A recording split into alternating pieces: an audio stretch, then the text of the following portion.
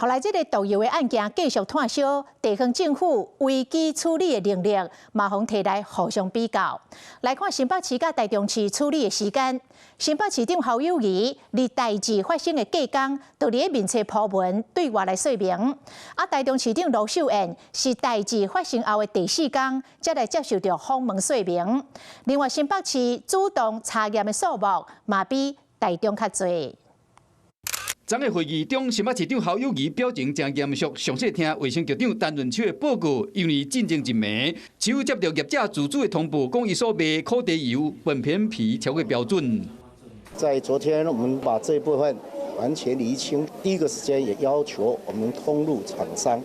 要嚴格的下架。我們同時也啟動了所有食安的整個管制，下游這一個端能夠更徹查清楚。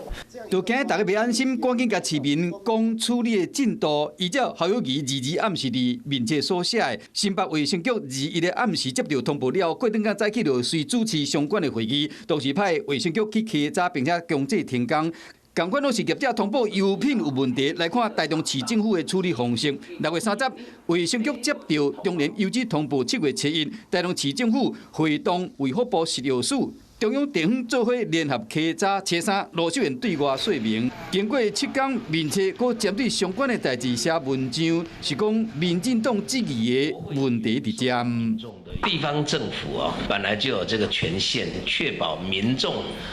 食安的一個安全呢。它稽查的頻率會越高的話，其他的縣市政府相對來做比較的話，被比下去的話，這個確實就是應該是有好好檢討的一個空間吶。講市府主動查驗，這才是重點。因為看最近這幾天的這個資料，民進黨議員杜冠廷講，新北市主動查驗的油品敢有苯片比有45件，依照醫生、道生特所寫的，台中市攏無主動查驗，是由中央食藥署來送驗的哈。當給我們什麼樣的資料，我們就有什麼樣的資料哈。而這個檢驗報告裡面呢，提供的數據沒有苯硼比。當有案愈舞愈大條，嘛互地方的首長事情的效果甲反應被放大來檢視。